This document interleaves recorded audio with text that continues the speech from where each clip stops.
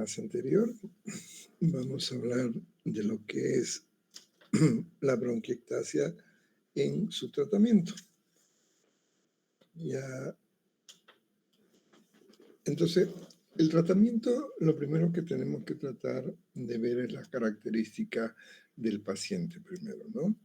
Es un anciano, es un adulto, tiene otras comorbilidades, si el cuadro es reciente o es un cuadro de repetición, si el cuadro es secundario a un problema crónico o es un cuadro secundario a un problema agudo. Una vez que tenemos eso definido, entonces vamos a ver si lo hospitalizamos o lo manejamos ambulatorio. ¿Qué nos va a indicar si hospitalizamos? La sobreinfección. Un paciente que esté con una sobreinfección o un paciente que esté con insuficiencia respiratoria. Entonces, ahí vamos a definir si se queda en el hospital o se va. Y en otras veces no sabemos que el cuadro es de bronquiectasia. Lo sospechamos, así como hicimos el ejercicio en la pizarra el otro día, inclusive con la IA le dijimos, y nos dieron múltiples hipótesis diagnósticas, ¿no? Entonces, lo primero que tenemos que hacer es identificar, recuerden los 3 anillos que siempre mencionamos, agente, huésped y medio, ¿no? Vamos a ver un cuadro de bronquiectasia que por primera vez estemos diagnosticando. El paciente no tiene antecedentes. Es un paciente que no está con criterio de hospitalización todavía. Entonces, en ese caso, lo primero que vamos a hacer es recomendarle al paciente que esté en reposo, que su alimentación sea liviana, que no sea pesada, y vamos a pedirle primero laboratorios. Recuerden que el paciente está viniendo solo por tos y expectoración. Es posible que tenga un poco de hemoptisis, pero está con tos y expectoración. Pero como la tos y la expectoración es abundante, ok, estamos sospechando de un cuadro de bronquiectasia. Entonces, lo primero que vamos a hacer es confirmar nuestro diagnóstico de bronquiectasias. Para ello, vamos a hacer una orden de laboratorio, EDP, vamos a colocar su nombre del paciente. ¿Y qué le pedimos? ¿Una radiografía o una tomografía o una broncografía? Preferencia, si hay condiciones, le pedimos mejor una tomografía de tórax sin contraste. Si no hubiera tomografía, ok, podemos pedirle una radiografía, que no es el ideal cuando el cuadro está comenzando. En cuadros avanzados, sí, ya no necesito, perdón, el frío, ya no necesito una tomografía porque con la radiografía lo podemos definir. Entonces, firmo la orden y ahora vamos a ver cómo está su característica del proceso inflamatorio. Entonces, existe la posibilidad de que se sobreinfecte, entonces le vamos a pedir un hemograma. Hacemos otra orden, RP, como se llama, hemograma, para ver si hay leucocitosis. Nos va a mostrar que existe la posibilidad de signos de infección. Le pedimos una glicemia para conocer su estado, una urea, una creatinina, un ionograma sodio, potasio, cloro. Le pedimos un magnesio y le vamos a pedir un cultivo y antibiograma de la expectoración. Si el paciente estuviera con disnea, ahí vamos a tener que hospitalizarlo de preferencia hasta determinar su causa y le vamos a administrar oxígeno 3 o 5 litros por bigotera, no por mascarilla todavía. Y vamos a solicitarle una gasometría. Si no hay disnea, no le pedimos la gasometría si el cuadro es agudo. ¿no? El cuadro es crónico, sí. Habana. Y además de la gasometría,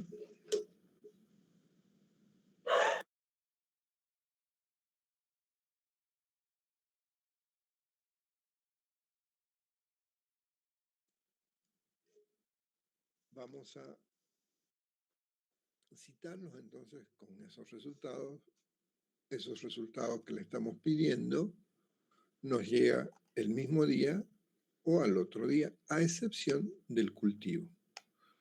Pero puedo pedirle una tinción de Gram como el protocolo de neumonía, y si el cuadro tiene fiebre y no es muy elevada y puedo manejar el ambulatorio, ok, ahí vamos a escoger un antibiótico de manera empírica.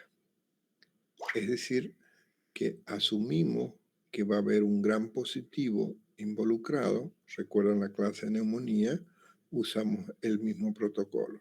Entonces usamos un antibiótico hacia gran positivo, y si el paciente tiene alguna comorbilidad asociada, por ejemplo renal, por ejemplo es diabético, entonces potencializamos nuestro antibiótico con, por ejemplo, si el paciente no tiene ninguna comorbilidad, voy a usar un antibiótico, un beta-lactámico, hasta que llegue el cultivo. Entonces vamos a darle amoxicilina, 500 miligramos cada 6 o 1 gramo cada 8 horas, dependiendo del peso del paciente.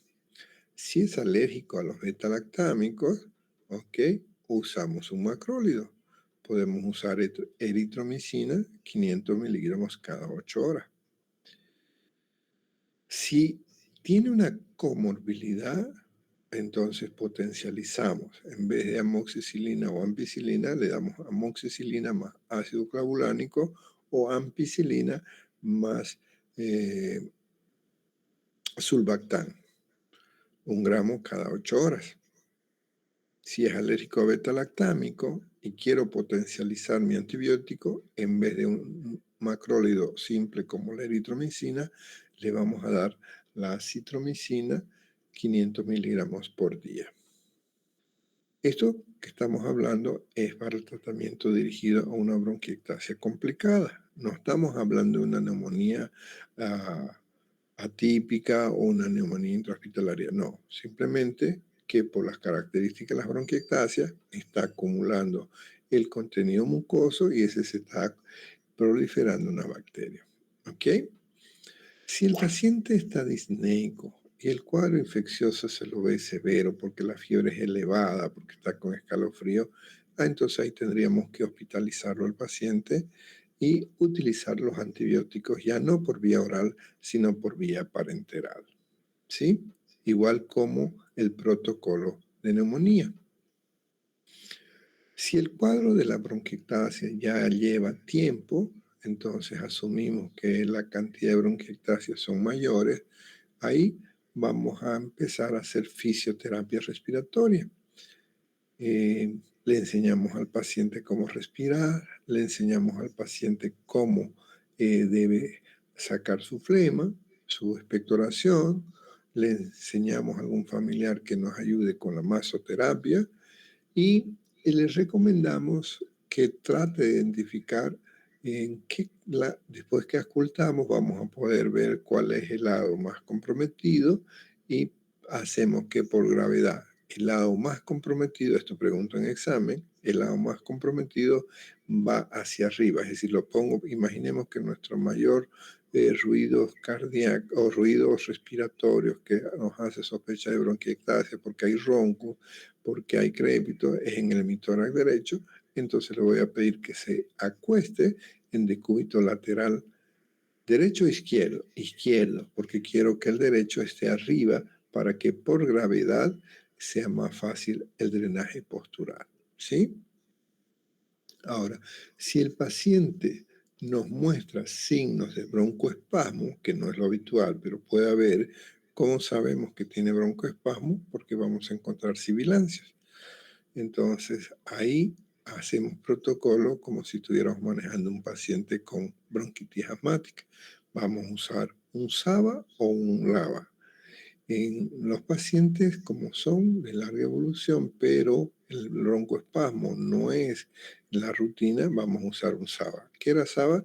Short action, acción corta, ¿no? Podemos usar un salbutamol a demanda, un PAF cada 6 horas, o podemos usar un SAMA, que era el SAMA, Short Action, acción corta, muscarínico, es decir, un bromuro de hipatropio. Si los broncoespasmos son sostenidos y de larga evolución, entonces se recomienda mejor utilizar los de acción prolongada, es decir, un salmeterol o un formoterol si estamos pensando en LABA, o si estamos pensando en LAMA, Long Action, eso es LA, vamos a usar el bromuro de tirotropio.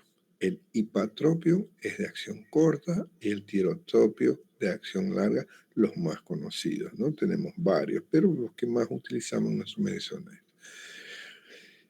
¿Damos corticoides o no damos corticoides? Para la bronquiectasias probablemente no vamos a usar los corticoides, a no ser que estemos viendo que el proceso inflamatorio es activo, reciente. Entonces, ahí vamos a usar corticoides de preferencia inhalados. ¿Sí?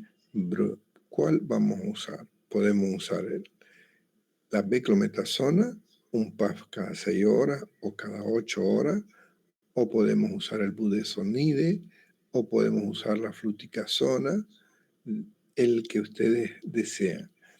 Y en raras ocasiones, no es lo habitual, podríamos apoyarnos con corticoides por vía oral como prednisona, 10 miligramos cada día. Ahora, en estos casos donde las bronquiectasias son abundantes y nos están haciendo un patrón de atrapamiento de aire con signos de que pueden llegar a ser atelectasias frecuentes, pues ahí tendríamos que pensar en hablar con un cirujano de tórax para que valoren la necesidad de hacer una cirugía torácica y hacer una lobectomía, es decir, extirpar parte del pulmón donde haya, pero eso previamente diagnosticado las zonas de las bronquiectasias a través de la tomografía de reconstrucción bronquial. No es cualquier tomografía, ¿no? Para ver realmente si vamos a hacer una lobectomía, de preferencia vamos a hacer con reconstrucción, para que podamos tratar de reconocer todo ese árbol bronquial. Y como todo paciente con patología pulmonar, al estar alterada su estructura fisiológica, pues tiene mayor predisposición a desarrollar procesos infecciosos. Por lo tanto, tenemos que hacer la prevención. Cada año, sus vacunas para evitar la influenza. Cada año, su neumococo puede ser la 23 o puede ser la polivalente, la que tenga. Mientras más mayor la persona, mayor necesidad de utilizar vacunas. ¿Por qué? Porque con la edad el sistema inmunológico va alterándose, ¿no? Va disminuyendo las características de su defensa. Entonces, entre los macrólidos, cuando deseamos usarlos, la claritromicina se tolera mejor que la eritromicina. Y la roxitromicina tiene un poquito de espectro un poquito más elevado que la citromicina. La desventaja es que es el costo un poco mayor. El único que damos una vez al día es la citromicina.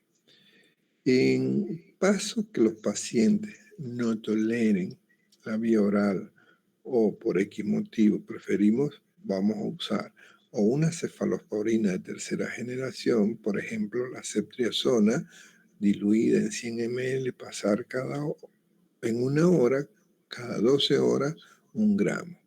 O si el paciente no es mayor y tiene una función renal apropiada, los aminoglucósidos van bien, solo que los evitamos usar como primera línea ante la posibilidad de que pueda haber una tuberculosis asociada. ya que estos medicamentos los restringimos más para el uso del Mycobacterium tuberculosis. Entonces, la micacina puede dar ya sea en monodosis, calculando 15 miligramos por día, o la fracciono la dosis y le doy en dos, es decir, cada 12 horas. Por ejemplo, vamos a usar 500 miligramos en intramuscular en la mañana y 500 miligramos en la noche. La gentamicina también puedo hacer monodosis o lo puedo fraccionar cada 8 horas. Tanto la micacina como la gentamicina son medicamentos de uso parenteral. ¿Que los puedo usar ambulatorio? Los puedo usar. Recuerden, los antibióticos no es un criterio para hospitalización. Los criterios para hospitalización son los cuadros de sepsis debido a un problema pulmonar infeccioso que sea muy severo. ¿Cómo me doy cuenta que es severo? Porque hay unas alzas térmicas continuas, el paciente está con adinamia, está con astenia, le solicitamos un hemograma y nos muestra una leucocitosis importante con un desvío a la izquierda. Entonces, con esos criterios no, prefiero hospitalizarlo. Y el otro criterio son las características, habíamos dicho, cuando el paciente está presentando signos de insuficiencia respiratoria reflejado básicamente por el tema del síntoma disnea. De ahí que el expectorante por vía bucal ayuda. ¿Qué expectorante? ¿Cuál fluidificante? ¿Cuál quieren usar? Generalmente hemos dicho que el mejor fluidificante, ¿cuál es? El agua. Si el paciente no tiene contraindicaciones, pues le damos líquidos, ¿no? Que tome bastante líquidos. ¿Cuáles serían las contraindicaciones?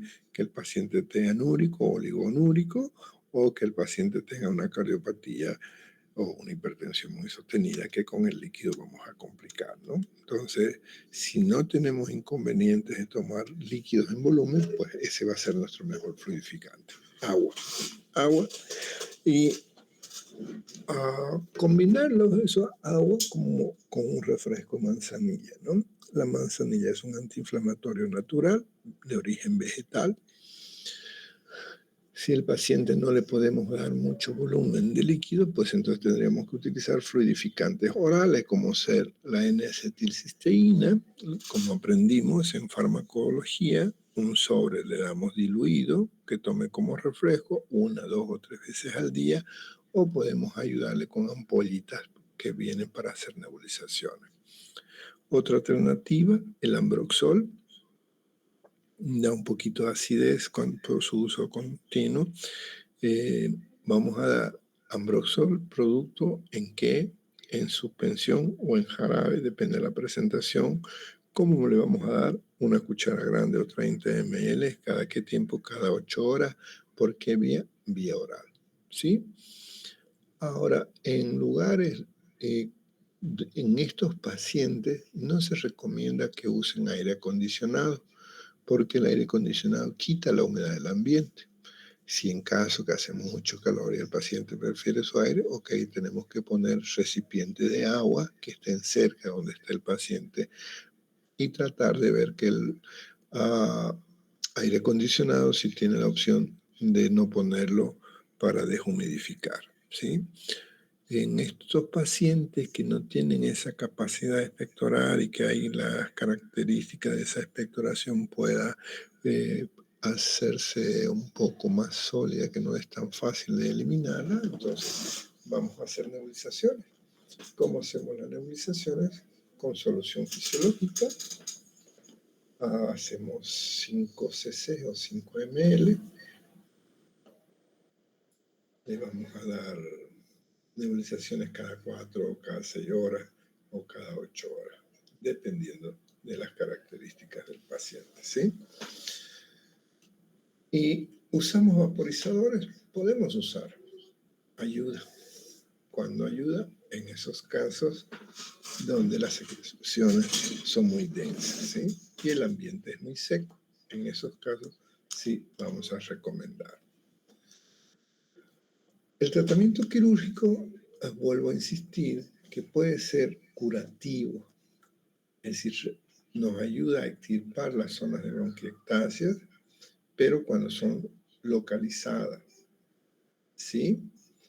Y además nos permite evitar los procesos de sobreinfección. El pronóstico de un paciente son buenos, ya sea con un método convencional de tratamiento, como hemos hablado, o si son localizadas y en un segmento única, hay la indicación de preferencia cirugía, siempre y cuando no tenga alguna contraindicación. Estos pacientes es conveniente hacerles evaluaciones periódicas, venga a la consulta una vez cada 2, cada 3 meses, dependiendo de su estado. Hagámosle una tomografía computarizada sin contraste cada 1 o cada 2 años, dependiendo. ¿Quién nos dice si la hacemos cada año o cada 2 años? La característica de la expectoración.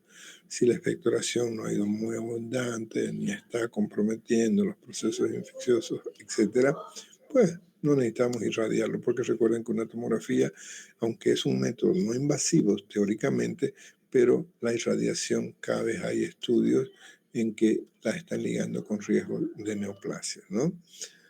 La espirometría sí le hacemos semestral en aquellos casos donde los signos de bronquiectasia en imágenes sean en ambos campos, es decir, cuando no son localizadas.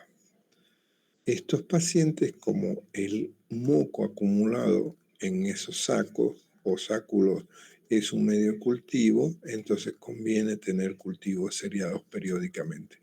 No para tenerlos con antibiótico también continuo, ¿no? Sino para estar alerta a las bacterias con sus características. Y es importante que lo eduquemos al paciente. ¿Para qué? Para evitar los riesgos de sobreinfecciones, para evitar que esté en ambientes que sean los factores causantes, por ejemplo el tabaco, por ejemplo ambientes de trabajo donde hayan estas sustancias que hemos mencionado. Entonces, es muy importante que tengamos un tratamiento multidisciplinario, pero que sea incluido el paciente. ¿Cuáles son las características que nos pueden complicar el pronóstico? Generalmente, cuando encontramos gérmenes como Pseudomonas, eso nos habla de que las defensas del paciente no son muy buenas. Si hacemos un tratamiento malo, lo cortamos sin haber completado, esa Pseudomonas tiende a hacer resistencia y esto nos complica un poco más el cuadro. Otro factor que nos habla de que el proceso se está complicando son las hemoptisis recurrentes. Y cuando el paciente presenta periodos prolongados de disnea con evidencia de saturación de oxígeno o de gasometría, que tenemos una hipoxemia, es decir, una disminución de la oxigenación en sangre persistente, también nos preocupa un poco. Y obviamente las comorbilidades, imagínate, una bronquiectasia en un paciente diabético o en un paciente con insuficiencia cardíaca o con problemas renal o con problemas de tipo colágenopático, etc., obviamente que complica aún más el cuadro. ¿Alguna pregunta?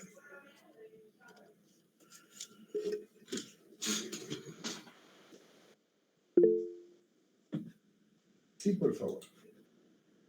Doctor, buenas noches. Disculpe, respecto a los fluidificantes orales, si me podría volver a repetir.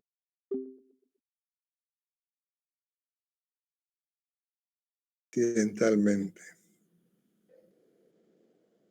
¿Esta es la compañera que me hizo la pregunta sobre los fluidificantes? Sí, doctor, aquí estoy. Ok. Sí le explicaba. El mejor fluidificante, como deben haber aprendido en farmacología, es el agua. Es decir, que tenemos que tenerlo al paciente hidratado lo más frecuente que se pueda. Este paciente debemos tener precaución de dar muchos líquidos en situaciones donde no podamos usar mucho volumen. Por ejemplo, una persona con insuficiencia cardíaca, una persona con enfermedad renal oligúrico, una persona que tenga algún problema de electrolito que no podemos diluirlo con tanto volumen. Entonces, en ese tipo de casos, ahí tenemos que pasar a utilizar fluidificantes. Los fluidificantes pueden ser de manera locales o por vía sistémica. Cuando hablamos de nebulizaciones de fluidificantes locales, estamos hablando de nebulizaciones.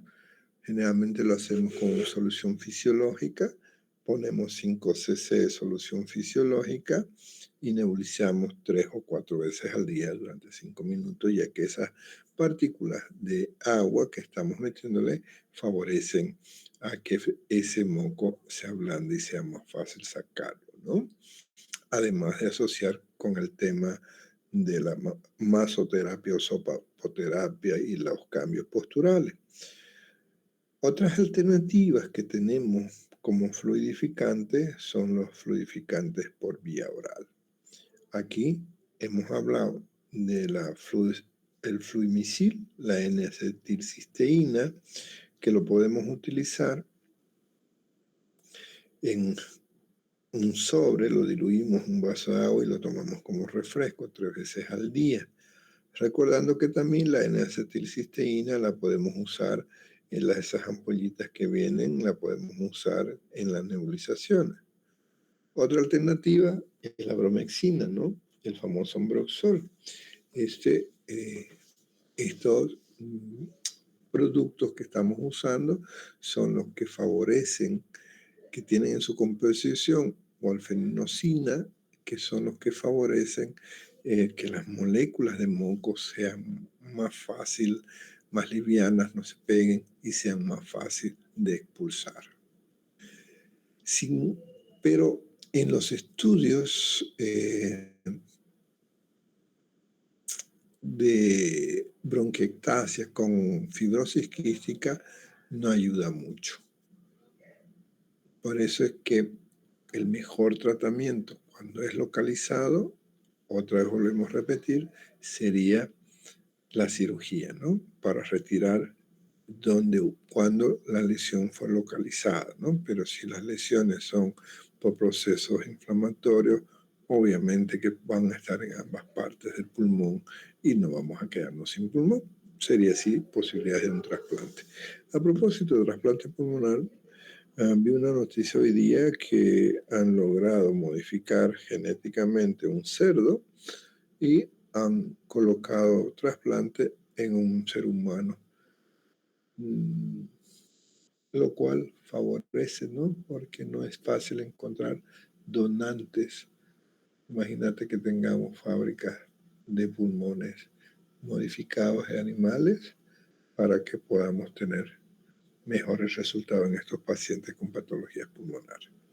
No sé si aclara su pregunta con eso, señorita. Sí, doctor, muchas gracias. De nada. ¿Alguna otra pregunta?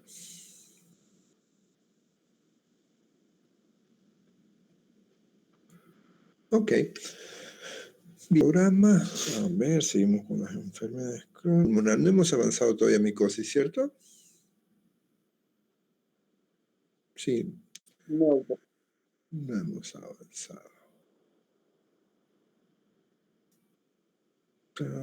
Presentar. Meet. Presentar ventana. Esta. Compartir. ¿Me confirman si se ve, por favor?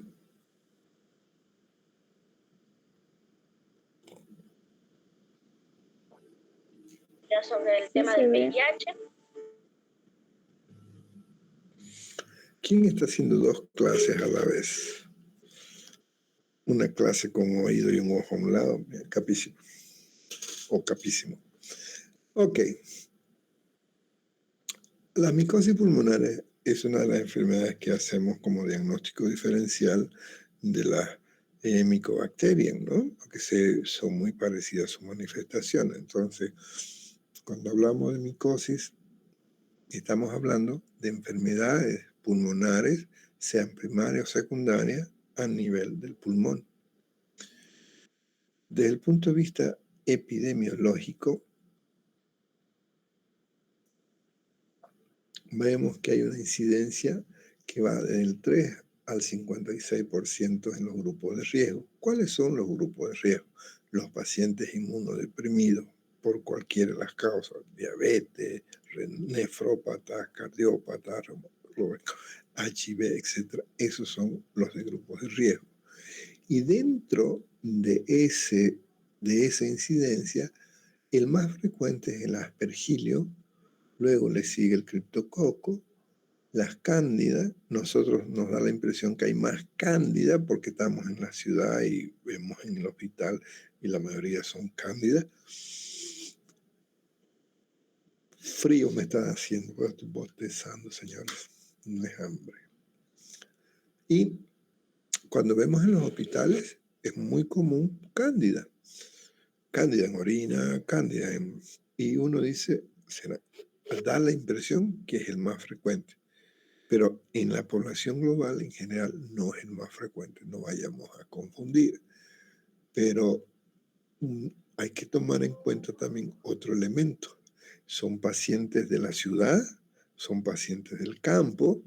En el campo la gente tiene la bendita costumbre de siempre poner una ramita o un palito en la boca, ¿no? Otra de las desventajas que tenemos nosotros, las personas que vivimos en la ciudad, es tener plantas, macetas en interiores, dormir en sitios donde hay macetas, ¿no? Tomemos en cuenta que de este 8% de otros hongos son histoplasmosis, blastomicosis, la coccidioidomicosis o la paracoccidioidomicosis o la cigomicosis, ¿sí? Entonces son múltiples y hay que identificarlo porque el tratamiento no es el mismo, les cuento. No es lo mismo tratar una cándida que un aspergilio o un histoplasma. Y los esquemas de medicamentos son diferentes. Factores de riesgo, para que se les quede claro, ¿sí? Eso en todas las enfermedades hemos hablado, los factores de riesgo. ¿Cuál es la clínica? ¿Será la misma clínica de una histoplasmosis, de una candidiasis, de una paracoccidioidomicosis o una criptococosis? Hay que tomar en cuenta que no hay una manifestación específica en que podamos decir. Lo que sí notamos que en los pacientes inmunodeprimidos, por ejemplo, HIV, son muy comunes las micosis cerebrales antes que las pulmonares. Entonces, el cuadro no es específico para uno o para otro. Por eso es que siempre que vemos tuberculosis sospechamos, es el diagnóstico diferencial, porque tanto la clínica como las imágenes son muy parecidas. Obviamente los cultivos ahí nos dan la respuesta, ¿no? No se ve parecido un bacilo a un hongo, ¿no?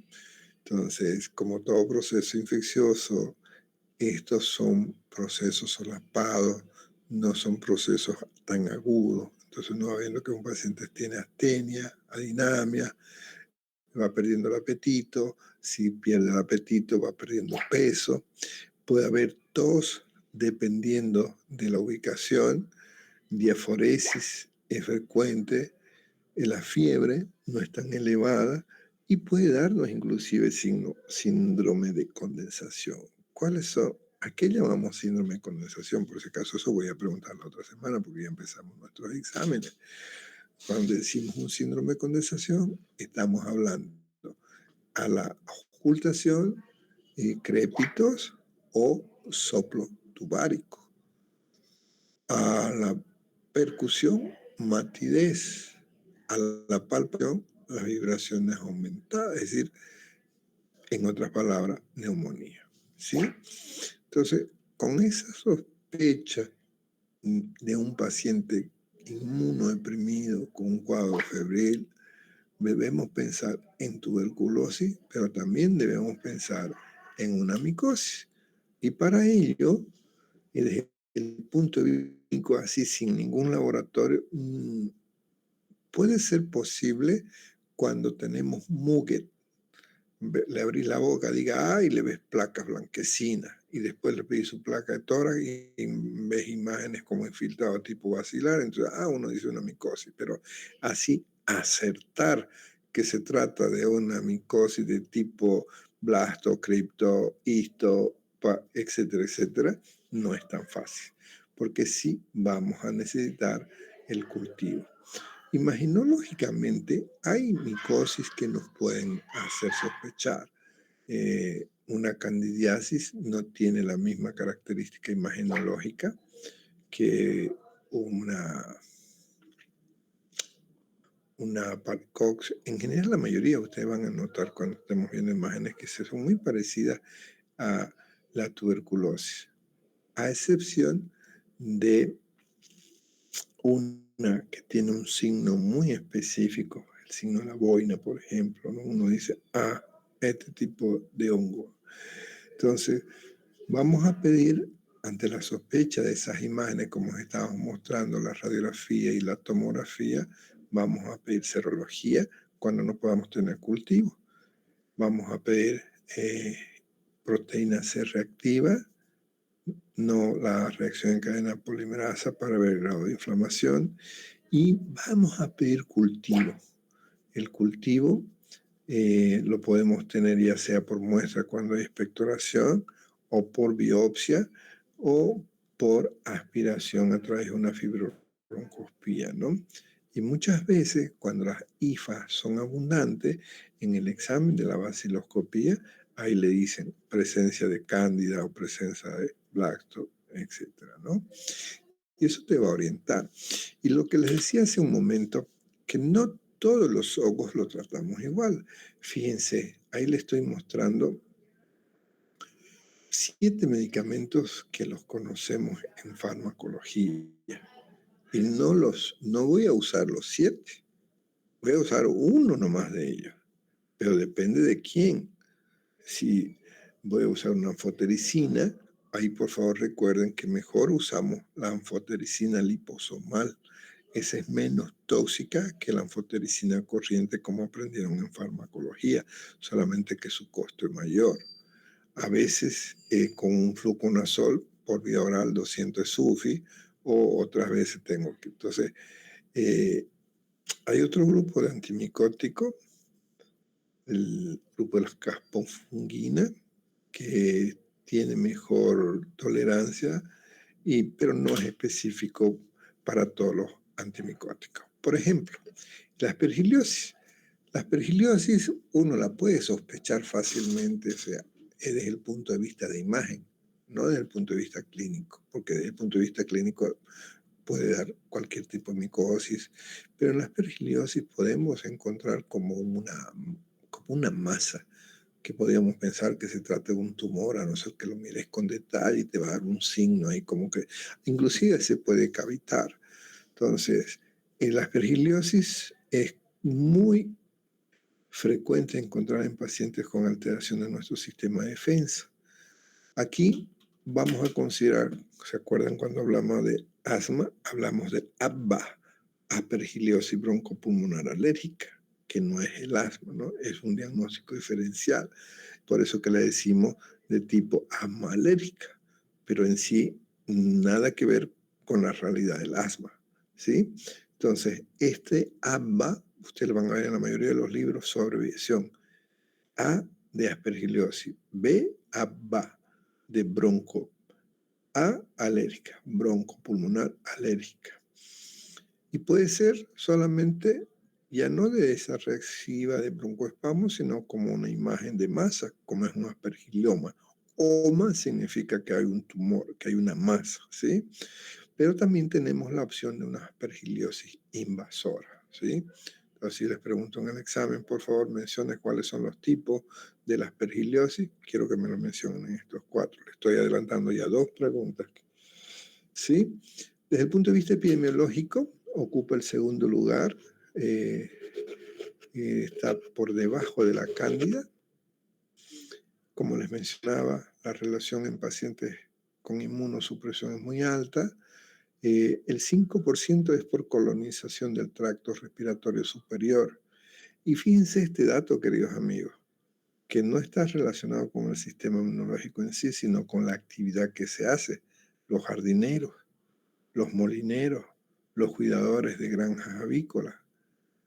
Entonces, aquellos pacientes también que están con tratamiento por cualquier motivo, sea por reumatismo, con medicación inmunosupresora como son metotrexate, que es citotóxico, o un corticosteroide en dosis elevadas. Y en los pacientes trasplantados, en los trasplantes de médula, el 4,38% están relacionados con la aspergilio. Y fíjense lo llamativo, tiene una alta mortalidad. En los pacientes con fibrosis quística hay una relación del ABBA. ¿Qué pasa cuando ingresa? ¿Cuál es la fisiopatología?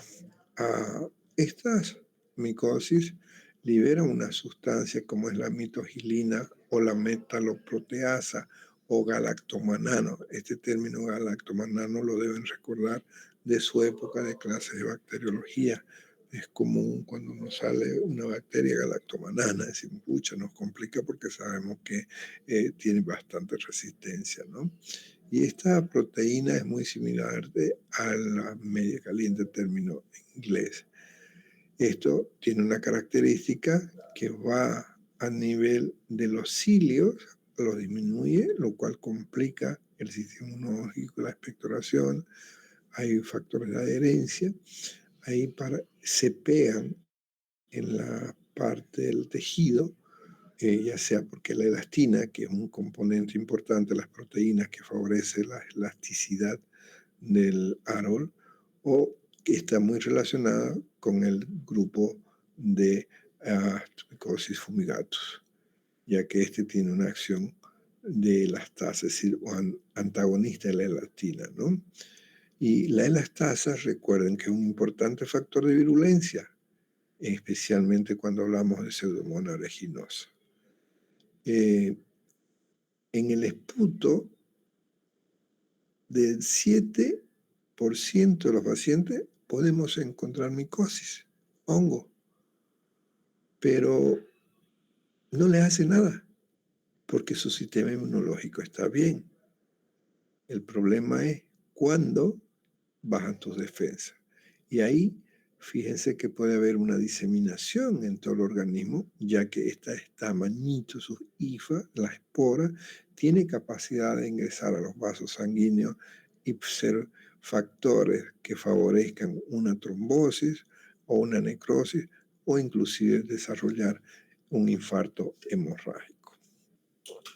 La aspergillosis tiene una característica clínica que el 80% invade los pulmones. Puede haber antecedentes de una sinusitis invasiva, puede haber antecedentes de una aspergillosis pulmonar invasiva y puede no haber ninguna manifestación o simplemente una fiebre. Fíjense, aquí, si yo les digo, a ver, ¿cuál sería el diagnóstico presunción de un paciente con fiebre, con tos, con dolor torácico, con hemoptisis, con disnea? Estoy seguro que todos, me incluyo, voy a decir neumonía. Y evidentemente es un tipo de neumonía, pero no decimos neumonía cuando es una micosis, ¿no? Y pueden haber formas agudas o subagudas que van a ir entre 1 a 3 meses. Cuando estamos frente a un paciente, me sonó mi alarma, ¿qué hora es? -5, tenemos tiempo. Cuando tenemos la aspergillosis diseminada, aquí vamos a sospechar que también puede haber un problema de una meningitis o una encefalitis. Puede haber a nivel de piel, a nivel glandular, especialmente tiroides, o inclusive podemos tener una aspergillosis ósea, que es raro cuando vemos una, ¿cómo se llama la enfermedad? Que afecta cuando una infección en los huesos, osteomielitis, ¿no? Generalmente la osteomielitis no vamos a sospechar que se trate de un hongo, pero recuerden, si están con un paciente inmunodeprimido, por favor, piensen, ¿sí? Porque si no la sospechamos, no la vamos a poder tratar y vamos a perder nuestro paciente. Por si acaso, en la aspergillosis diseminada, aunque hayan IFAs circulando en sangre, los cultivos van a ser en su mayoría negativos. Y en el pulmón tenemos una fase que se puede cronificar. En estos pacientes pueden estar meses o años. Esa es la dificultad de estos pacientes. Cuando hablemos de tratamiento, vamos a ver que estos pacientes hacemos tratamientos muy prolongados para tratar de controlar. Y estos pacientes, como complicación, pueden desarrollar fibrosis pulmonar. Una característica como diagnóstico diferencial de las lesiones neoplásicas del pulmón, les decía hace un momento, es el aspergilioma. Pero fíjense en esa tomografía en la ventana pulmonar, en un corte axial, en la base derecha encontramos una imagen de cavitada, una caverna con una imagen nodular en su interior. Este no es un absceso. Esto porque no tiene nivel. Podemos decir, pero es un tumor que se está accediendo. Puede ser, es diagnóstico diferencial, pero cuando vean esta imagen, es característico del aspergiloma. Las posibilidades de un neo son menos frecuentes, no hay 2+2, siempre digo, pero habría que pensarlo. Y repasamos un poquito, cuando hablamos de asma, habíamos comentado de la ABBA, de la aspergillosis broncopulmonar alérgica. Esto, como el asma, tiene una reacción de hipersensibilidad y puede llevar a un taponamiento bronquial, dándonos unas imágenes de atelectasia posteriormente, ¿no? Y este cuadro se presenta en los asmáticos y en los pacientes con fibrosis quística. Y aquí un dato que orienta mucho para el ABA, como dijimos en su momento, es cuando le medimos en sangre las proteínas totales. Las inmunoglobulinas E van a estar muy elevadas, por encima de 1000 unidades por ml. ¿Cómo diagnosticamos una aspergillosis? Aquí se puede hacer cultivo. Cultivo con sauro con antibióticos, gentamicina o cloranfénico, lo ponemos a 30 grados. ¿De dónde cultivamos? De los fluidos, de la expectoración o de cualquier tejido. Podemos hacer con peróxido de potasio al 10%, lo diluimos y ponemos esa muestra, se lo puede visualizar. Y cuando estamos con la sospecha de que hay alergia con este aspergilio, hay anticuerpos específicos que van a estar elevados, tanto la inmunoglobulina G con la inmunoglobulina E. Podemos hacer serología con ELISA, podemos, para cuantificar en pacientes, especialmente cuando relacionamos con fibrosis quística. Y muchas veces vamos a tener que confirmar con una prueba de Western blot, así como confirmamos el SIDA, el HIV, sale el antígeno positivo, la serología, y hacemos una prueba de Western blot, ¿no? Entonces, el cultivo y de preferencia con diagnóstico, ahora sí molecular, con PCR, con reacción en cadena polimerasa, nos va a permitir no solamente confirmar el diagnóstico, sino ver qué tipo de cepa es. Casi el 40% en aspergillosis invasiva no la diagnosticamos, recién cuando fallece el paciente. Fíjense lo difícil que es, ¿no? Podemos tener falsos positivos. Pucha, ¿qué hacemos? Nos salió un aspergilio, sale positivo. Le damos el tratamiento y no mejora el paciente. Ok, no había sido aspergilio, fue otro hongo. O bien podemos tener falsos negativos. Sale negativo y el paciente sí es. Un 10 a 30% pueden tener un cultivo alterado. En este tipo de pacientes hay que considerar, como hablábamos de enzimas que liberan la lactomanana, Aquí tenemos que hacer antígeno con galactomannan, especialmente en pacientes de alto riesgo, ¿sí?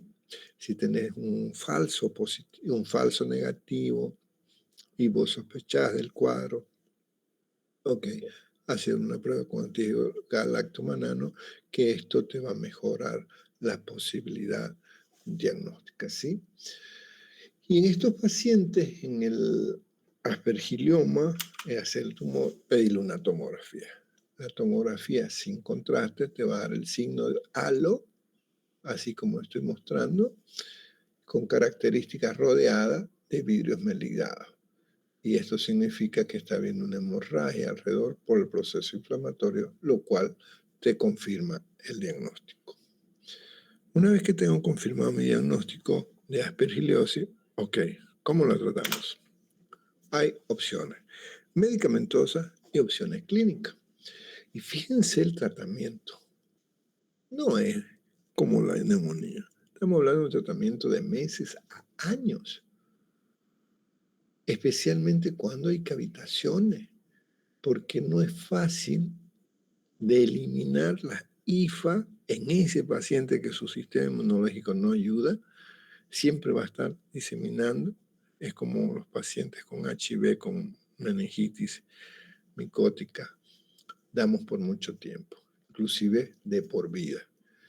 Y el tratamiento quirúrgico lo podemos hacer cuando estamos con sinusitis o cuando tenemos en el pulmón esa tumoración, ese oma, ese aspergilloma, o en caso de osteomolitis o en cuestiones de endocarditis micótica. O sea, ya tienes que estar muy seguro, ¿no? Porque mientras no retires la fuente de liberación, vas a estar siempre con el proceso. Y en el caso del ABBA, donde el aspergilloma te libera una reacción de tipo alérgica, ok, ahí vamos a hacer corticoides, no inhalado, sino por vía oral. Vamos a usar entre 20, luego bajamos a 10, después nos quedamos con 5 miligramos de prednisona. Lo vamos haciendo el tratamiento entre 8 a 12 semanas, dependiendo de la respuesta, y asociamos itraconazol. Itraconazol por vía oral, usamos 1 por día.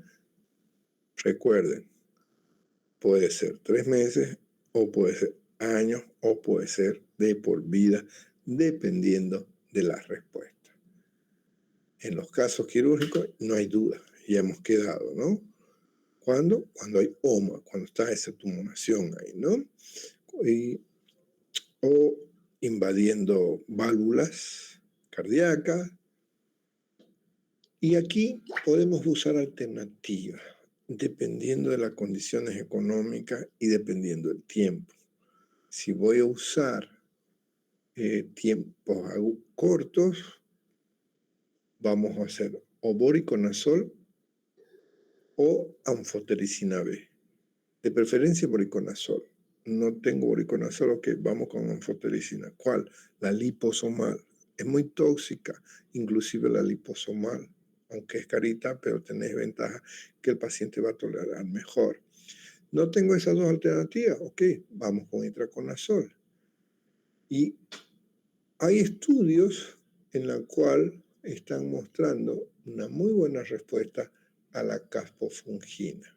Son antimicóticos no muy antiguos, son nuevos relativamente, 5 a 10 años, algunos menos. Entonces son las alternativas. Pero por favor, no es que voy a usar bori más anfo más itra más caspofungina todo al mismo tiempo. No, es uno de ellos, dependiendo de cuál me responda, dependiendo del bolsillo y dependiendo de la función hepática y renal.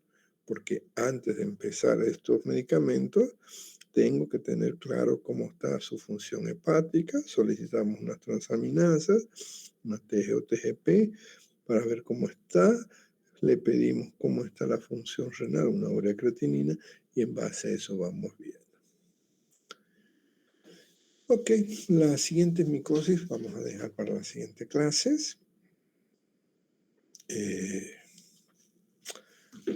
Siguiente que nos tocaría hablar para que se acuerden sería la candidiasis. ¿Alguna pregunta? Vamos a cerrar esto. Doctor, ¿el temario para el examen? Todo lo avanzado después del primer examen. O sea, lo que ya dimos en el primer examen no entra, eso va a entrar para el final. Para ahora, después del primer examen, todo lo que avancemos hasta nuestro examen es el día jueves, quedamos, ¿no? No martes. Tengo anotado. Ahorita te lo confirmo.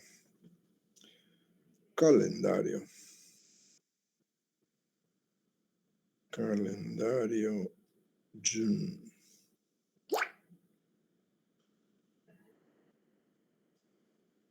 $26 de agosto.